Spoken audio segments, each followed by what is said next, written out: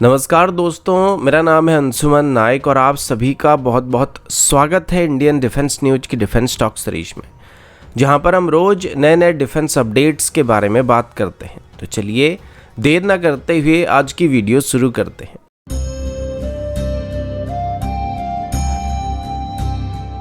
आज की पहली अपडेट तेजस की तरफ से। तो आज एचएएल की तरफ से ट्वीट किए गए कुछ इमेजेस को देखने के बाद जो डिफेंस एक्सपर्ट्स हैं वो तेजस को लेकर काफ़ी एक्साइटेड होने लगे हैं। इसका मेन कारण ये कि अभी तेजस MK1 की कॉकपिट का एक 3D लेआउट को पब्लिश किया गया था और इसमें आप क्लियरली बात देख सकते हैं कि जो मेन स्क्रीन होने वाला है वो अभी एक वाइड एरिया डिस्प्ले टाइप का फुल टच स्क्रीन डिस्प्ले होने वाला है। आमतौर पर इस तरह की जो कॉकपिट लेआउट था वो तेजस MK2 के लिए डेवलप किया गया था और सेम टाइप की लेआउट तेजस की लिफ्ट वेरिएंट में हमको देखने को मिलने वाला था। अब यहाँ पर अगर आप गौर करेंगे तो जो कॉकपिट है उसमें कंट्रोल स्टिक सेंटर पोजीशन पे मौजूद है, जो कि ये बात कंफर्म करता है कि ये कॉकपिट लेआउट तेजस MK1 का ही होने वाला है, क्योंकि तेजस की मार्क 2 वर्जन में और लिफ्ट वेरिएंट में जो कंट्रोल स्टिक होने वाला था उसका पोजीशन दोनों साइड में होने वाला था। और ये इस वजह से दावे के साथ मैं बता सकता हूँ क्योंकि मैंने खुद तेजस MK2 का सिमुलेटर चलाया था और शायद पहली बार इसका वीडियो मैंने अपलोड भी किया था। इसके बाद अब ये सवाल उठता है कि अगर ये नई कॉकपिट लेआउट तेजस MK2 या लिफ्ट वेरिएंट का नहीं है तो फिर क्या तेजस MK1 को अपग्रेड करने का प्लान किया जा रहा है, क्योंकि रिसेंटली ये बात बताया गया था कि 2025 के बाद तेजस MK1 को MK1 स्टैंडर्ड की तेजस को मैच करने के लिए अपग्रेड करना शुरू कर दिया जाएगा। लेकिन अगेन जो तेजस MK1 का कॉकपिट लेआउट पहले बताया गया था वो भी सेम तेजस MK1 के साथ सिमिलर होने वाला था, जिसमें सेंटर में कंट्रोल स्टिक रहेगा और बाद में 3 मल्टी फंक्शन डिस्प्ले वहां पे मौजूद रहेंगे थे। लेकिन इस कॉकपिट को अगर आप देखेंगे तो इसमें हमको एक ही वाइड एरिया डिस्प्ले देखने को मिलने वाला है और साथ ही बाकी सभी सिस्टम तेजस MK1 की कॉकपिट के साथ सिमिलर रहने वाला है। तो ऐसे में जहां तक मेरा ख्याल है शायद यहाँ पर तेजस MK1 में ही वाइड एरिया डिस्प्ले को ऐड करने का प्लान किया जा रहा है और अभी एक्सपेरिमेंटल बेसिस पर उसी की टेस्टिंग किया जा रहा है, क्योंकि तेजस MK1 की 2 LSP यूनिट को अभी तेजस MK1 की सब सिस्टम के साथ इंटीग्रेट करके टेस्ट करने की कोशिश किया जा रहा है, जिसको आगे चल के हम एकदम से तेजस MK1 में इस्तेमाल करने वाले। और अभी शायद एचएएल की तरफ से अपनी वाइड एरिया डिस्प्ले सिस्टम को भी तेजस MK1 के लिए ही टेस्ट किया जा रहा है, जिसको आगे चल के तेजस MK1 में भी अपग्रेड करने के दौरान इंटीग्रेट किया जा सकता है। पर फिलहाल अभी तक एचएएल की तरफ से इसको लेकर कोई भी खास अपडेट नहीं दिया गया है। अगला अपडेट अस्त्र मिसाइल को लेके है। आप सभी जानते हैं कि अस्त्र मिसाइल भारत का पहला indigenous air to air BVR missile है और अभी इनको हम फॉर्मली इंडियन एयरफोर्स में इंडक्ट कर रहे हैं, जिसकी करीब 400 यूनिट के लिए अभी ऑर्डर को प्लेस किया जा चुका है और अब से हमारी स्टैंडर्ड BVR मिसाइल भी होने वाला है। इनिशियली हमारी जो अस्त्र मिसाइल बनाए गए थे उसमें Russian origin 9B1103M active radar Sikar का इस्तेमाल होता था, जिसको हम R77 मिसाइल से डिराइव किए थे। जिसके बाद DRDO की तरफ से डेवलप किए गए इंडिजिनस KU बैंड के एक्टिव सीकर का हम लोग इस्तेमाल करने लगे, जिससे रशियन सीकर को रिप्लेस कर दिया गया था, जो कि रशियन सीकर के मुकाबले बेहतर ट्रैकिंग और जैमिंग रेजिस्टेंस को प्रोवाइड कर रहा था। पर अभी फिर से इसकी सीकर को बदलने का फैसला किया जा रहा है और अभी DRDO की तरफ से अस्त्र मार्क 1 में एक नई AESA सीकर को इंटीग्रेट करने का प्लान किया जा रहा है। अब इसका फायदा क्या होने वाला है? सबसे पहले तो AESA सीकर हमारे एग्जिस्टिंग KU बैंड के सीकर के मुकाबले फास्टर ट्रैकिंग को प्रोवाइड करने वाला है, इनके जल्दी से जल्दी टारगेट को ट्रैक कर पाएगा। अब इनको जैम करना भी बहुत ज़्यादा मुश्किल होने वाला है और सबसे खास बात ये कि ये टारगेट को पहले के मुकाबले लगभग 10 गुना ज़्यादा तेज़ी के साथ ट्रैक कर सकता है,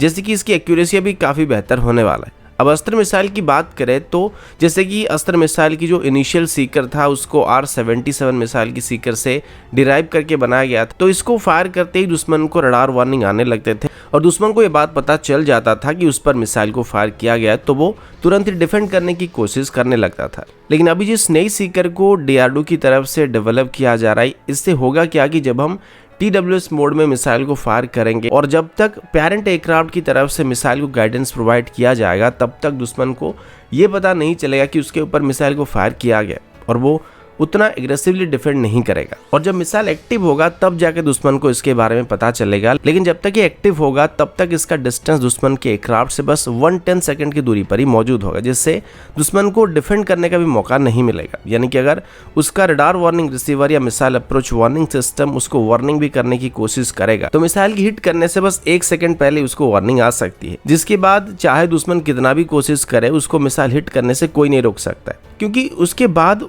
मिसाइल को डिफेंड करने के लिए उसके पास टाइम ही नहीं बचा हुआ होगा और मिसाइल उसके काफ़ी करीब आ चुका होगा। और अभी इस नए सीकर के साथ अस्त्र मिसाइल को टेस्ट करने के लिए भी प्लान किया जा रहा है और इस नए सीकर के साथ अस्त्र मिसाइल की कुछ नए यूनिट को फैब्रिकेशन करना भी शुरू कर दिया गया है। अगला अपडेट इंडियन नेवी की सबमरीन फ्लीट को ले गया। पिछले 2-3 दिनों से तो वीडियो अपलोड नहीं हो पा रहा है क्योंकि मुझे टाइम नहीं मिल रहा था और मेरा तबीयत भी थोड़ा ख़राब था, लेकिन 2 दिन पहले मैंने आप सभी को बताया था कि वर्तमान इंडियन नेवी की सबमरीन फ्लीट भले ही पाकिस्तान के मुकाबले बहुत ही मजबूत पोजीशन पर मौजूद है, लेकिन अगर हमारी प्रोजेक्ट 75 टेंडर जल्दी आगे नहीं बढ़ता और हमारी कलवरी क्लास की सबमरीन में AIP सिस्टम नहीं लगता है तो 2030 के बाद पाकिस्तान जरूर हमारी अंडर वाटर स्ट्रेंथ को मैच करने लगेगा या फिर हमारे स्ट्रेंथ को बराबर करने लायक पोजीशन में आ जाएगा और हमारे पास वर्तमान जो एडवांटेजेस मौजूद है वो आगे नहीं रहेंगे। ऐसे में ही अभी इंडियन नेवी की तरफ से एक फ्रेश RFI को इशू किया गया है जिसमें नेवी की तरफ से अपने एग्जिस्टिंग सबमरीन्स में जो कन्वेंशनल बैटरी पैक मौजूद है उसको लिथियम आयन बैटरी पैक से रिप्लेस करने का फैसला किया गया और इस टेंडर में पार्टिसिपेट करने वाले वेंडर्स अभी अपनी अपनी बैटरी पैक को इंडियन नेवी की सबमरीन के लिए ऑफर कर सकते हैं। अभी के लिए जापान और साउथ कोरिया 2 ही ऐसे कंट्री है जिनके पास ऑपरेशनल लिथियम बैटरी पैक मौजूद है और ऐसे सबमरीन मौजूद है जो कि लिथियम आयन बैटरी को बेस करके चलते हैं, जो कि हर तरीके से कन्वेंशनल बैटरी पैक के मुकाबले बेहतर परफॉर्मेंस को दे सकते हैं। अब इंडियन नेवी की तरफ से अभी इस टेंडर में इंडियन कंपनियों को भी मौका दिया जा रहा है जिसमें उनको नेवी के लिए अभी एक बैटरी पैक को डेवलप करने का मौका दिया जाएगा। ऐसे में जो भी पार्टिसिपेट करना चाहते हैं उनको एक्चुअल सबमरीन में मौजूद बैटरी पैक की साइज के मुकाबले रिलेटिवली स्मॉलर साइज की यानी एक स्केल डाउन वेरिएंट की बैटरी पैक को नेवी को ऑफर करने का मौका दिया जाएगा, जिनको टेस्ट करने के बाद अगर नेवी को लगता है कि वो हमारी सबमरीन के लिए ठीक रहेंगे तो उसके बाद उनको सबमरीन में लार्जर बैटरी पैक को सप्लाई करने का ऑर्डर मिल सकता है। अब इन बैटरी पैक को 2024 से 2025 तक तैयार करने का प्लान किया जा रहा है, जिनको सबसे पहले INS कलवरी में इसकी पहली रिफिट के दौरान इंस्टॉल किया जाएगा और साथ ही इसी टाइमलाइन के अंदर AIP सिस्टम को भी INS कलवरी में इंटीग्रेट करने का प्लान किया जा रहा है, जिसके बाद बाकी सभी कलवरी क्लास की सबमरीन में लिथियम आयन बैटरी पैक को इस्तेमाल किया जाएगा। साथ ही आगे चल के हमारी जो किलो क्लास की सबमरीन है यानी कि अपग्रेडेड किलो क्लास की सबमरीन से उसमें भी लिथियम आयन बैटरी को इंस्टॉल करने का प्लान किया जा रहा है। अगला अपडेट टर्की की तरफ से। अब पिछले 5 साल की बात करें तो इन 5 सालों में टर्की की तरफ से खास करके ड्रोन्स और एरोस्पेस सेक्टर में काफ़ी डेवलपमेंट किया गया और खास करके अर्मेनिया और अजरबैजान के बीच हुई लड़ाई के बाद टर्की की बैरक्टर ड्रोन को मिली सफलता के साथ टर्की की ड्रोन इंडस्ट्री काफ़ी तेजी से ग्रो कर रहा है और इसके लिए टर्की को काफ़ी बूस्ट भी मिला था। उसके तुरंत बाद ही टर्की की तरफ से भी एक नए तरीके की ड्रोन को डेवलप करने की कोशिश किया जा रहा है जो कि एक स्टेल्थ ड्रोन है। अभी बताया जा रहा है कि टर्की की तरफ से दरअसल एक स्टेल्थ UAV को डेवलप करने का प्लान किया जा रहा है, जिस पर पहले से ही टर्की की एरोस्पेस एजेंसी काम कर रही थी और इसकी पहली टेस्ट फ्लाइट को वो लोग 2023 में करने का प्लान कर रहे हैं। इस ड्रोन का नाम या UAV का नाम अनका 3 ड्रोन होने वाला है जो कि एक स्टेल्थ UAV होने वाली है और इसके अंदर एक इंटरनल वेपन स्टेशन भी मौजूद रहेगा जो कि करीब 1.5 टन के आसपास पेलोड को कैरी कर सकेगा। इसको आप हमारी स्विफ्ट UCAV के साथ भी कंपेयर कर सकते हैं। इसकी पहली टेस्ट को यानी कि इनिशियल टेस्ट को कुछ ही महीने पहले ही टर्की की तरफ से कंडक्ट किया गया। वैसे ओवरऑल डिजाइन के हिसाब से देखा जाए तो टर्की की अनका 3 और हमारी घातक UCAV लगभग सेम डेल्टा डिजाइन के ऊपर बेस करके होने वाले हैं, लेकिन अभी तक टर्की की अनका 3 के बारे में कोई जानकारी नहीं मिल पा रहा है, तो ये एग्जैक्टली बताना संभव नहीं है कि इसका हमारी स्विफ्ट UCAV या घातक UCAV के साथ कोई कॉमन चीज होने वाला है फिर नहीं होने वाला है। अगला अपडेट S-400 सिस्टम की तरफ से है। आप सभी को पता होगा कि भारत की तरफ से रशिया के साथ करीब 5 S-400 रेजिमेंट के लिए एक डील को साइन किया गया था और उसमें से अभी रशिया की तरफ से 2 S-400 सिस्टम को भारत को डिलीवर किया जा चुका है, जिनको लद्दाख में और हमारी चिकन नेक कॉरिडोर के करीब डिप्लॉय किया गया है। और जो पहली यूनिट थी उसको कुछ इस तरीके से डिप्लॉय किया गया कि वो बोथ लद्दाख सेक्टर के साथ साथ हमारी वेस्टर्न बॉर्डर को भी नजर रख पाएगा।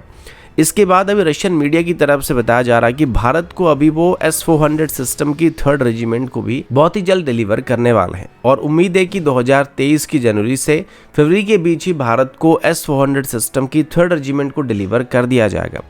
इसके बाद नेक्स्ट फाइनेंशियल ईयर यानी कि 2024 की मार्च से पहले भारत को सभी S-400 यूनिट को डिलीवर करने की बात रशिया की तरफ से किया गया। अब रशिया का कहना है कि अभी फिलहाल भारत और रशिया के बीच S-400 सिस्टम को लेके जो मेजर प्रॉब्लम था वो फाइनेंशियल ट्रांजैक्शन को लेके था और रशिया पर लगाए गए सैंक्शंस की वजह से भारत डॉलर में पेमेंट नहीं कर पा रहा था और अभी इसके एक अल्टरनेटिव पेमेंट ऑप्शन को भी तलाश किया जा रहा है। इसी बीच रशियन बैंक और भारत के कुछ बैंक्स के बीच भी डायरेक्ट फाइनेंशियल ट्रांजैक्शन को करने के लिए प्लान किया गया था, जिसमें हम रुपए टू रूबल में पेमेंट कर सकते थे और उसके बाद काफ़ी हद तक S-400 सिस्टम की पेमेंट को लेके कोई खास इशू सामने नहीं आया था। पर अभी जब यूक्रेन के साथ रशिया की लड़ाई हुई तो उसके बाद यूरोपियन यूनियन की तरफ से भी रशिया पर काफ़ी सारे सैंक्शन लगाने का फैसला किया गया था और रशिया के साथ किए जाने वाले स्विफ्ट ट्रांजैक्शन के ऊपर भी पाबंदी लगा दिया गया। तो उसके बाद अब रशिया के साथ कोई भी फाइनेंशियल डील करना और ज़्यादा मुश्किल बनता जा रहा है, लेकिन फिर भी रशिया का कहना है कि वो टाइम पर भारत को S-400 सिस्टम को डिलीवर करने वाले हैं। तो दोस्तों अभी के लिए इतना ही, मिलता हूँ आपसे अगले वीडियो में, तब तक के लिए जय हिंद, वंदे मातरम।